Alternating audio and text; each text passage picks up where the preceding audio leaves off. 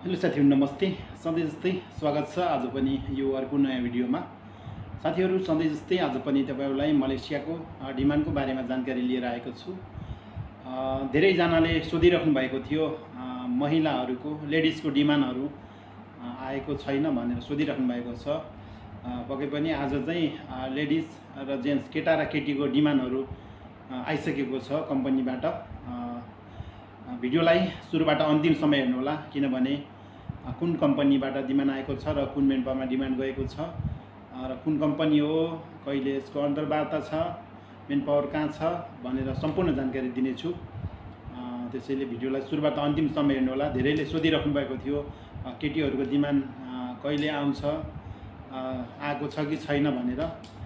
डिमान्डहरु अहिले आइसकेको छ। वैदेशिक रोजगार विभागबाट प्रकाशित भइसकेको छ केटीहरुको डिमान्ड पनि मलेसियाको लागि। कुन कम्पनी हो भनेर जान्नको लागि भिडियोलाई हेर्दै गर्नु होला र यदि च्यानलमा नयाँ हुनुहुन्छ भने कृपया च्यानलमा जोडिनु होला, च्यानललाई सब्स्क्राइब गर्नु होला। आगामी दिनहरुमा पनि यस्तै जानकारीमूलक भिडियो साथै मलेसियाको डिमान्डहरुको बारेमा पनि तपाईहरुलाई जानकारी दिनेछु। नयाँ डिमान्डहरु आउनसाथ तपाईहरुलाई भिडियो मार्फत जानकारी दिनेछु किनभने सबैजनालाई थाहा हुँदैन यो डिमान्डहरु कसरी हेर्ने, कहाँ हेर्ने भनेर। त्यसैले तपाईहरुलाई भिडियो मार्फत मैले पनि जानकारी दिनेछु। वैदेशिक रोजगार विभागबाट प्रकाशित भइसकेको डिमान्डहरुको मात्रै जानकारी दिने हो। भिडियोलाई हेर्दै गर्नु होला कुन कम्पनी हो र कुन मेन पावरमा डिमान्ड गएको छ भनेर।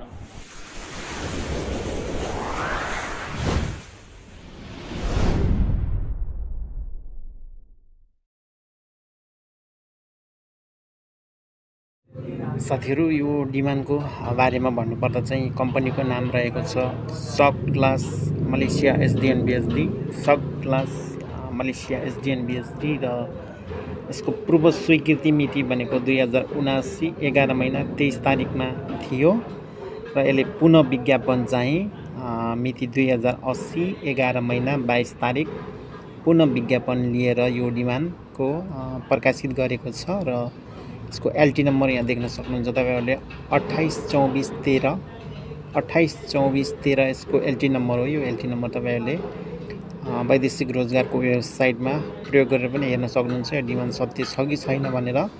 यो एलटी नम्बर प्रयोग गरेर हेर्नुभयो भने तपाईहरुलाई सम्पूर्ण विवरण देखाइदिन्छ। सेम कुन कम्पनी हो र कुन देशमा हो र कति जनाको माग भइआएको छ, कुन मेन पावरमा डिमान्ड गएको छ भनेर यहाँ देखाए जस्तै सम्पूर्ण विवरणहरु तपाईहरुलाई वैदेशिक रोजगारको वेबसाइटमा देखाइदिनेछ। कसरी हेर्ने भनेर त यो भन्दा अगाडिको भिडियोमा तपाईहरुलाई जानकारी गराइसकेको छु। कामदारको पद भनेको फ्याक्ट्री वर्कर म्यानुफ्याक्चरिङ, पुरुष 50 जना र महिला 50 जना गरी 100 जनाको डिमान्ड छ। मासिक तलब भनेको 1500 रिङ्गेट हो, मलेसियन रिङ्गेट 1500। ओभरटाइम सुविधा भनेको कम्पनीको नियम अनुसार भनेको छ र प्रतिदिन काम गर्ने घण्टा भनेको 8 घण्टा र हप्तामा 6 दिन काम गर्नुपर्छ भनेको छ। यो भनेको ओभरटाइम बिनाको बेसिक तलबको लागि 8 घण्टा, हप्तामा 6 दिन र दिनमा 8 घण्टा काम गर्नुपर्ने हुन्छ। यो भनेको यो 1500 रिङ्गेटको लागि हो र यो भन्दा बढी घण्टा काम गर्नुभयो भने तलब पनि बढी नै आउनेछ र वार्षिक बिदा पनि कम्पनीको नियम अनुसार छ भने खाने सुविधा चाहिँ दिएको छैन कम्पनीले र बस्ने सुविधा चाहिँ होस्टेलको व्यवस्था गरेको छ कम्पनीले र करार अवधि भने 2 वर्षको लागि हुनेछ। कम्पनीमा आइसकेपछि 2 वर्षको लागि करार अवधि हुनेछ र यो कम्पनीमा आउनको लागि अन्तर्वार्ता हुने गर्दछ र अन्तर्वार्ता भनेको 2080 फागुनको 30 गते यानी कि 2024 मार्चको 13 तारिख अन्तर्वार्ता हुँदैछ मेन पावरकै कार्यालयमा।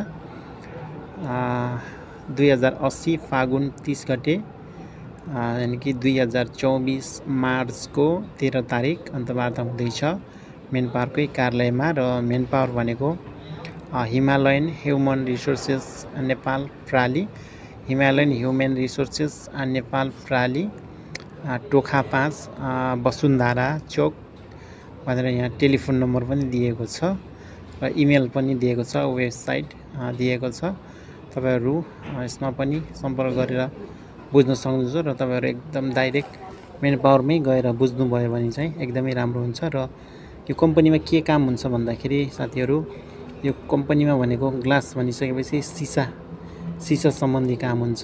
उच्च क्वालिटीको सिसाहरूको काम हुन्छ र विशेष गरी यसमा चाहिँ मेडिकल हस्पिटलहरुमा प्रयोग गरिने औषधिहरू राख्ने सिसाका बट्टाहरू, उच्च क्वालिटीको सिसाका बट्टाहरू जसमा औषधिहरू राखिएको हुन्छ, झोल औषधिहरू सिसाको बट्टा त्यो तपाईहरुले देख्नु भएको छ होला हस्पिटलमा सिसाको औषधिहरू त्यस्तो खालको बट्टाहरू बन्ने गर्दछ र लगायत अन्य उच्च क्वालिटीको सिसाको विभिन्न डिजाइनहरू पनि बन्ने गर्दछ।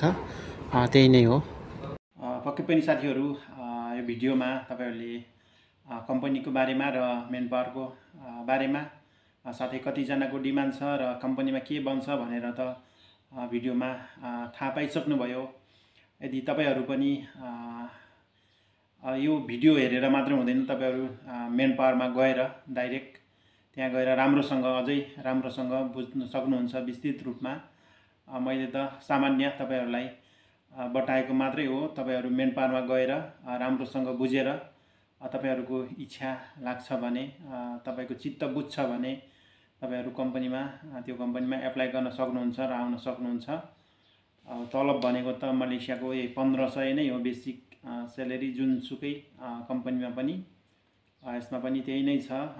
काम गर्ने भनेको 8 घण्टा 26 दिन कम्पनीमा हो। अब ओभर टाइम अनुसार हुन्छ। अब 8 घण्टा त बेसिक स्यालेरीको लागि गर्नुपर्ने हुन्छ, अन्य घण्टा गरे भने चाहिँ ओभर टाइममा गनिन्छ। त्यस्तै हो।